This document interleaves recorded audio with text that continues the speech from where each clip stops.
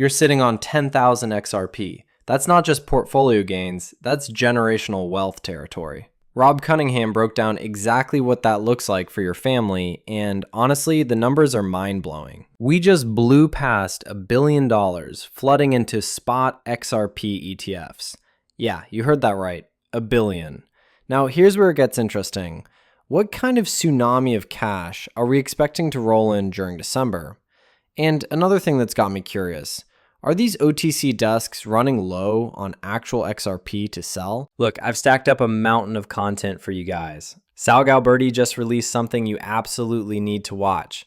Plus, there's another analyst who's breaking down XRP in ways I haven't seen before. But hey, enough setup. Let's get into the good stuff right now. The 10,000 XRP family generational model. How one wise decision reshapes 100 years of a family's destiny. Year 0, the family foundation. The founder accumulates 10,000 XRP. Price today? Doesn't matter. The starting point is the decision. The family rule: we will never sell XRP. We own, we stake, we borrow, we build, we teach. Year 10, XRP at 1,000. Now you hold basically $10 million.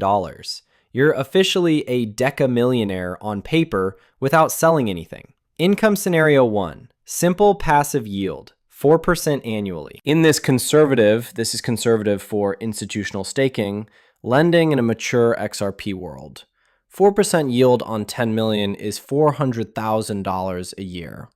And you still own all of your XRP. That's $33,333 per month for doing nothing but holding an asset and being patient.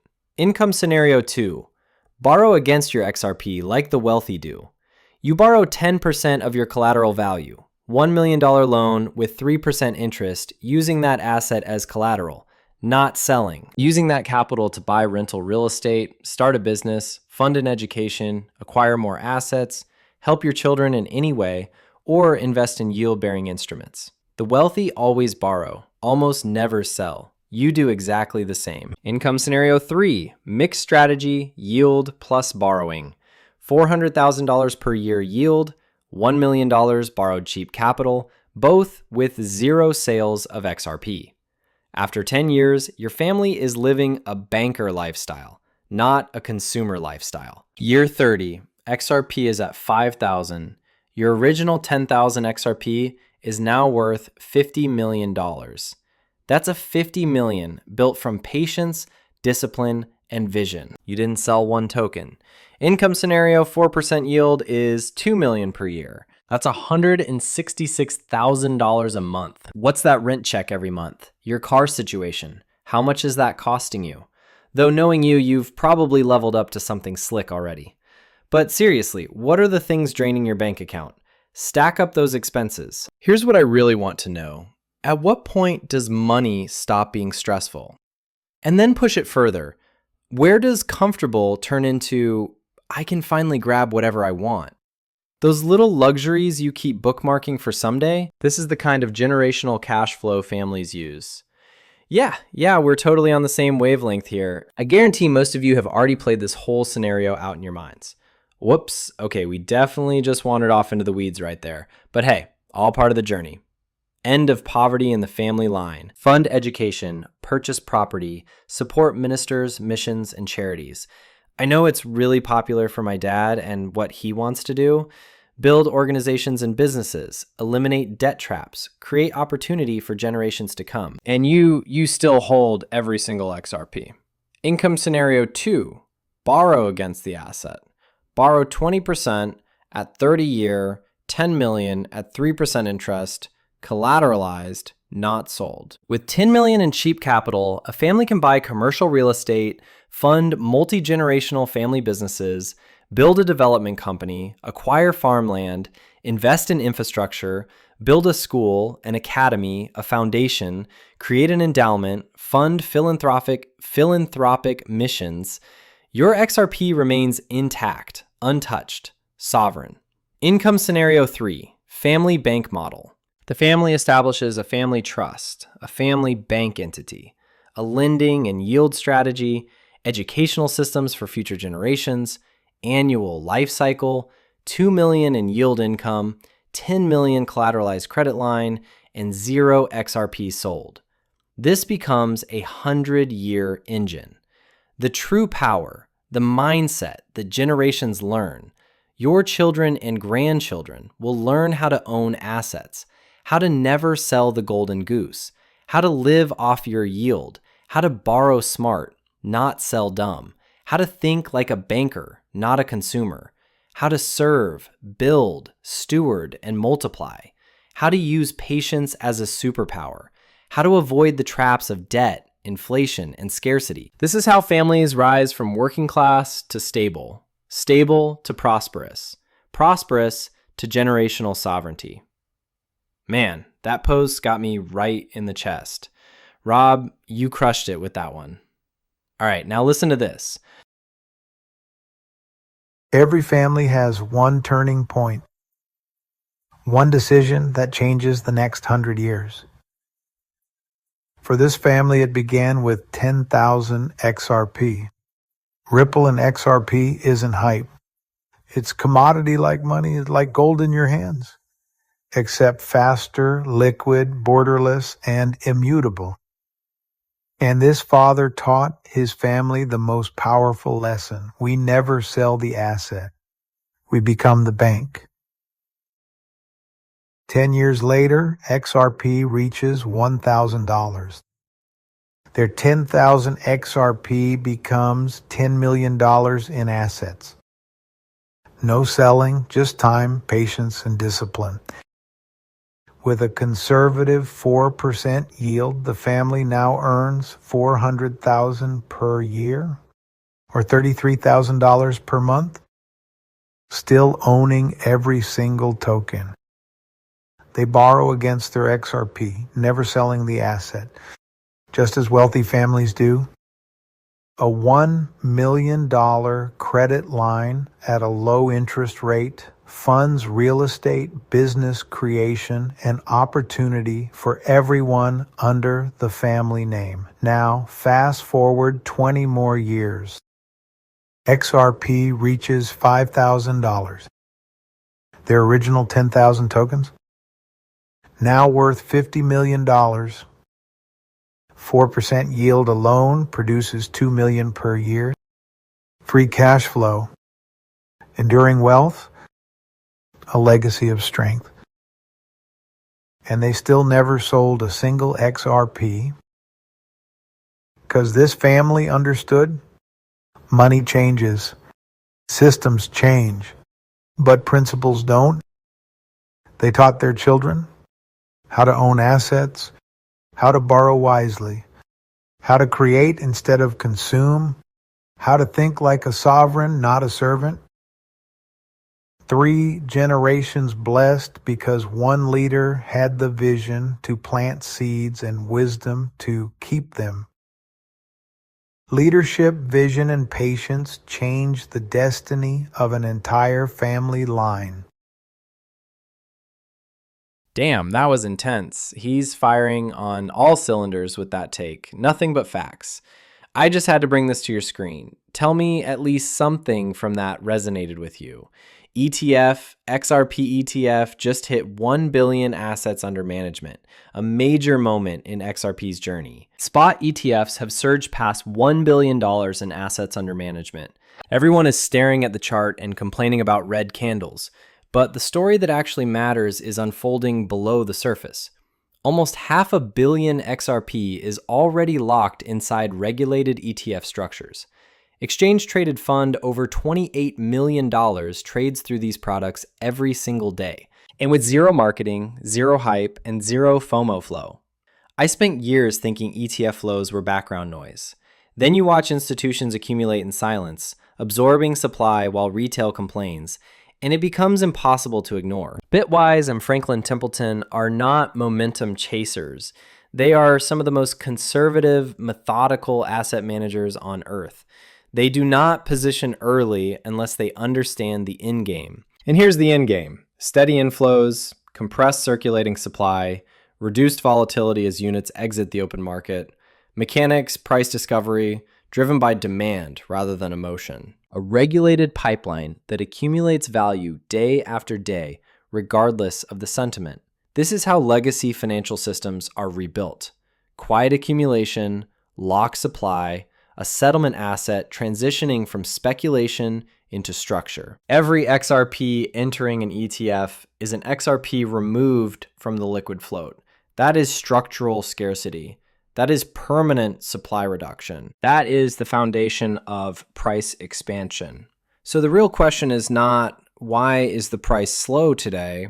The real question is, what do Bitwise, Franklin Templeton, and other giants see retail refuses to look at? That billion-dollar barrier everyone was watching? Completely shattered. And if December keeps this insane rhythm going, recent data shows inflows between roughly $12 and $50 million per day, with a 11 to 13 day run rate averaging about $30 to $40 million a day range, with the XRP trading a bit over $2. That translates to very roughly 6 to 20 million XRP per day being pulled into ETF custody. We're talking 6 to 20 million XRP getting yanked off the market daily. Poof. Straight into ETF vaults, locked down like Fort Knox. If this ban simply persists for the remaining 3+ weeks of December, call it 15 to 20 US trading days, funds could accumulate another 100 to 300 million XRP on top of the 400 million already locked, right? Push this pattern just 2 more months and what happens? These OTC desks hit zero, completely drained. Here we go. Sal Galberti's got a video up with this other analyst. Don't know the second guy yet, but let's dive in and listen to this. Let's go all the way to the other extreme, the most abstract, which is XRP Ripple. I've always been fascinated by Ripple because I sort of see it as this interesting, purely financial asset. Like, it's really, my understanding of XRP is it's really a bridge asset for things like big, giant cross-border settlements and things like that. So it's always had this kind of quasi-institutional story under the hood. And now in this much more open regime we have for crypto and its use both in finance and in ETFs, it's catching a bit again. People are starting to understand what XRP does in the ecosystem. Y'all were out very early with the first, I think it was the first XRP tagged to ETF of any kind, the 2X fund that you have. Now we've got some other folks coming to market with Spot, and I'm sure we'll end up with income and leverage and all sorts of other variations on it. What's your take on where XRP is right now and its sort of potential for real adoption, which I think is what people are really hoping for?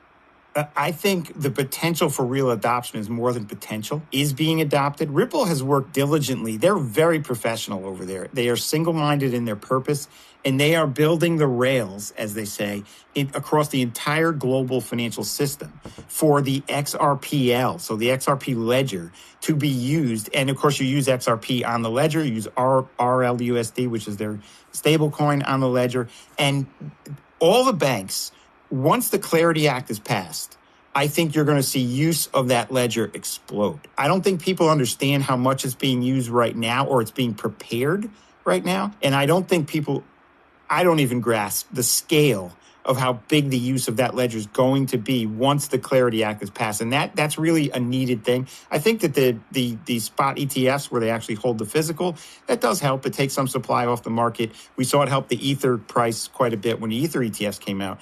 I don't know what'll happen here. I would think it would provide at least some underpinning. I would think that as more money comes in, the price volatility will go down a little bit, because we've seen that in other assets. So that's something to reasonably expect.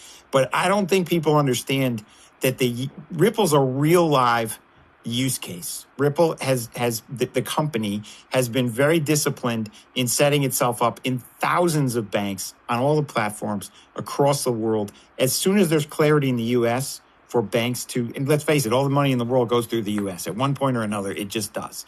And once the U.S. banks have a very clear, well-defined regulatory environment in which to play, I think the use of the XRPL skyrockets. And so what that'll do to the price of XRP, I don't know. But Yeah, I mean that's one of the really fascinating things about XRP to me is that because it is really designed as a utility token, people shouldn't be thinking of XRP as a like thing that you go put money in and then it doubles in value, like what people hope Bitcoin will do or gold. Right? It's not designed to be a static store of value. It's designed to be this very living thing that gets moved through the economy to help enable the movement of value through other mechanisms, currencies, et cetera. So there is that question of like, how does increased adoption translate into the price of Ripple going up?